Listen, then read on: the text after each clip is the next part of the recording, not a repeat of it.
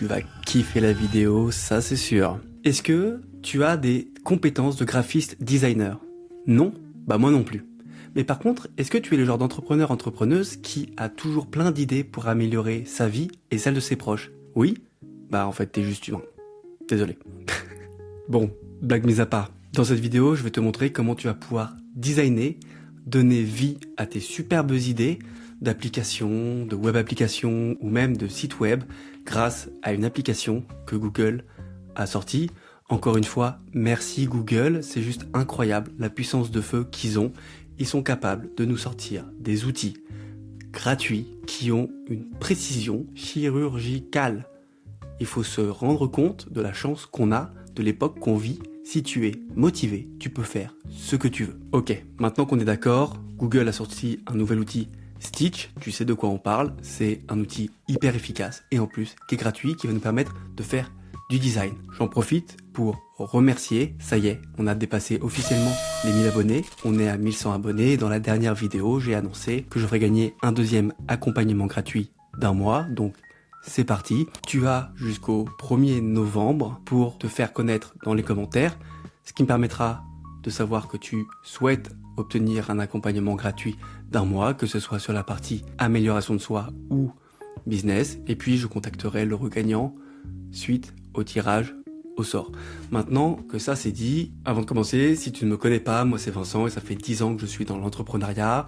Je suis cofondateur d'une première boîte qui génère aujourd'hui plus de 1,2 million d'euros par an et fondateur de Polaris, une agence tech qui aide les solopreneurs, infopreneurs et les petites moyennes entreprises à intégrer une stratégie technologique dans leur entreprise, que ce soit de l'IA ou des outils plus legacy, plus classiques, afin de te faire gagner un maximum de ton temps de cerveau disponible pour que tu puisses enfin te concentrer sur des tâches à haute valeur ajoutée. Maintenant que ça c'est dit, on va aller sur Stitch et je vais te montrer le design que j'ai fait pour une application que je compte me développer pour suivre mes habitudes, parce que j'ai besoin de faire ce suivi-là, et ensuite on va ensemble, pour te montrer la puissance de l'outil en temps réel, créer le design d'une application qui aurait un fort impact sur le marché. Donc reste bien jusqu'au bout car dans cette vidéo, je te révèle l'astuce secrète pour rendre tes designs 10 fois plus professionnels. On est parti. Ok, donc là on se retrouve sur mon PC et plus précisément sur l'outil dont je te parle depuis tout à l'heure, Stitch. Encore une fois, dans le design assez classique, sur la gauche, on va avoir la partie qui va récupérer nos conversations, donc nos projets dans ce cas-là. Et puis au centre, on va avoir la zone de prompting. Une fois qu'on aura lancé ce premier prompt, on a une autre interface qui va apparaître et je vais te la montrer tout de suite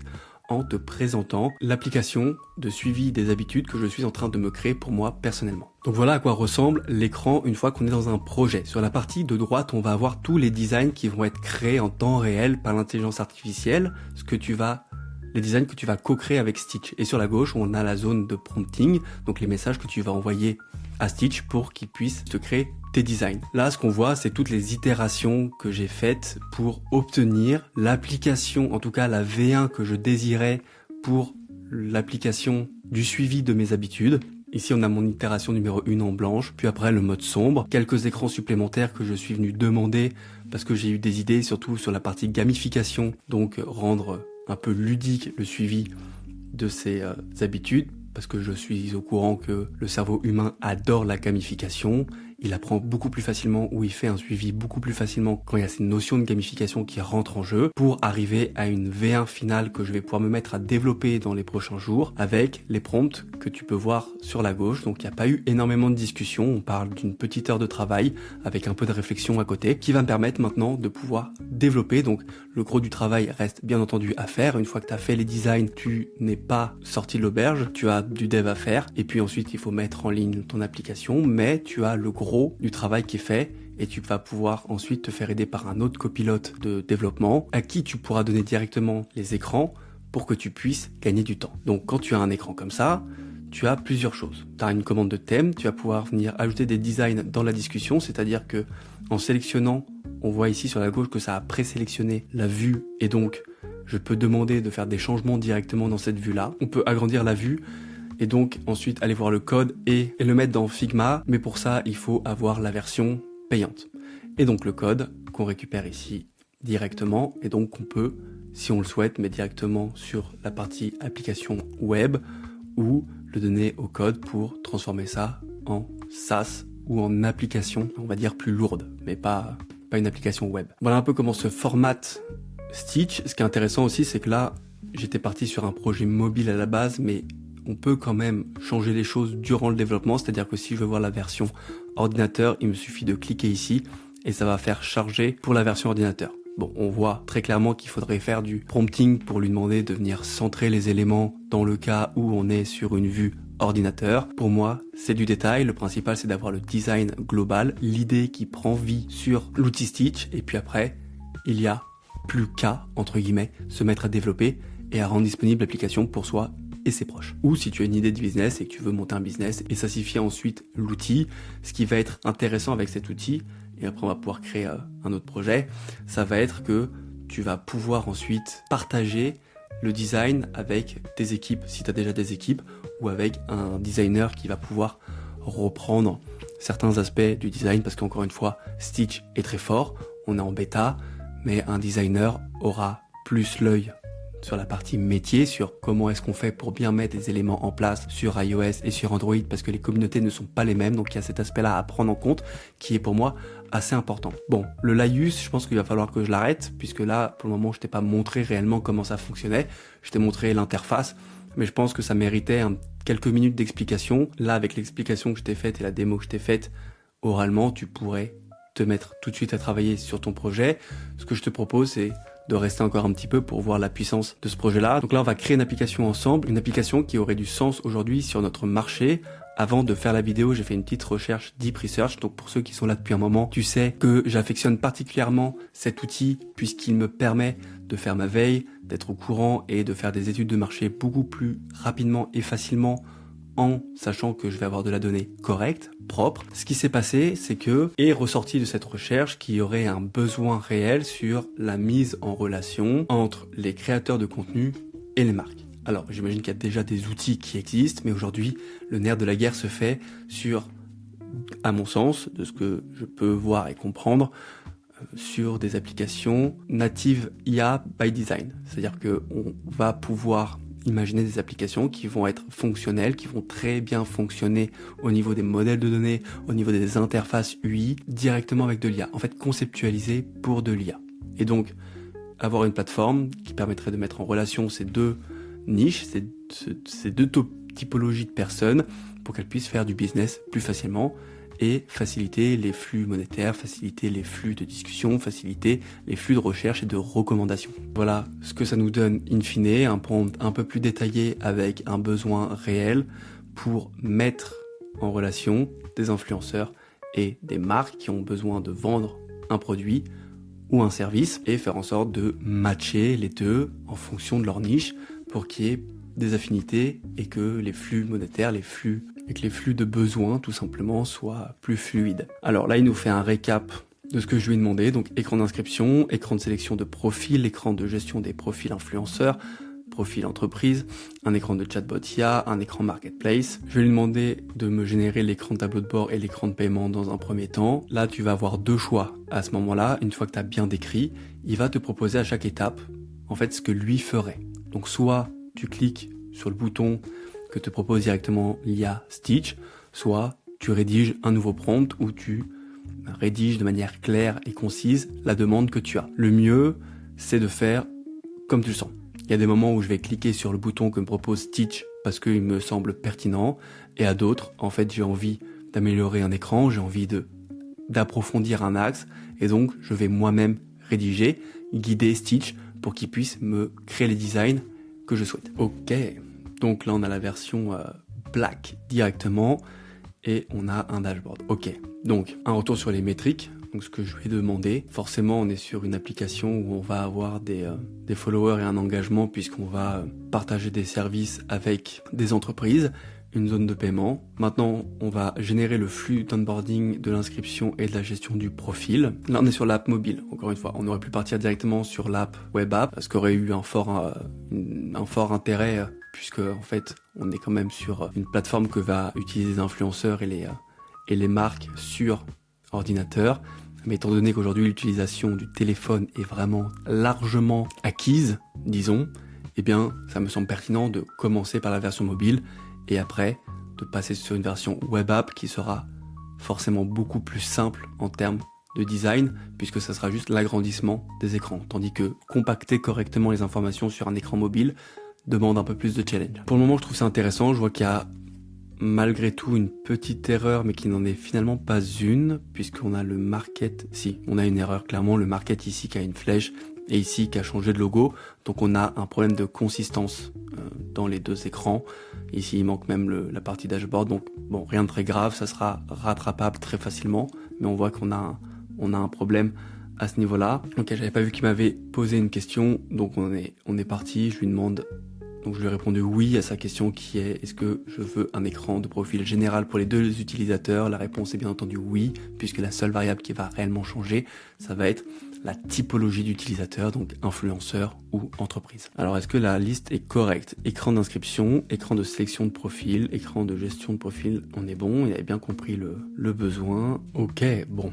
Intéressant, on a une page d'inscription qui est assez classique, continue avec Google, continue avec Apple, très bien, on a déjà un compte, connectez-vous. Sélectionnez un profil, influenceur ou business, parfait. Et puis ensuite, modifier le profil, paramètres, notifications, mon portfolio, mes niches et mes préférences. Là, ce qui est bien, c'est qu'on sait déjà, on va pas aller dans l'ultra détail, c'est pas la peine et c'est pas le but de la vidéo, mais on sait qu'ici, il faudra lui demander une vue pour modifier le profil et imaginer voilà, les champs principaux pour la modification de profil, le nom, le tag, la bio, la localisation, etc. Un écran pour les paramètres, un écran pour les notifications, pour le portfolio, les niches et les préférences. Voilà. Mais au moins, on sait que à partir de ça, on a de nouveaux écrans à créer. Donc on a la partie dashboard des paiements, on a l'onboarding qui est très bien fait. On va lui demander de générer l'écran de gestion de profil pour les entreprises, pour voir ce qu'il nous propose. Normalement, on devrait avoir une demande de nom, de SIRET, de quelques informations qui sont des entreprises. Et ensuite, on ira lui demander de nous créer une vue chatbot et puis de nous créer la vue market. On peut changer le fond, c'est peut-être pas très agréable pour vos yeux. Le gars fait n'importe quoi, il est pas à ce qu'il fait. Ok. L'outil est simple, mais je trouve très efficace. Il nous raconte un peu sa vie, il est en train de faire du coloriage en dehors des lignes. Encore un instant, on va lui laisser un petit peu de temps. Ok, donc, ça me paraît pas mal. Il nous a créé une entreprise, Tech Innovator Inc. On a la description, l'email, le website, campagne type, ok, intéressant. L'industrie, ok, très bien. Budget, bon en fait c'est très bien, bon c'est vrai que on aurait pu avoir la partie SIRET, mais c'est vrai que c'est vraiment pas une priorité. Voyons voir ce qu'il nous propose après. Générer l'écran de chatbot et l'écran marketplace. Est-ce que c'est pas exactement ce que je viens de dire? Et ensuite on ira lui demander de nous créer une vue chatbot et puis de nous créer la vue market. Mise en page, quelques instants, je vois que ça fait déjà 29 minutes et 10 secondes qu'on tourne, c'est quand même assez long.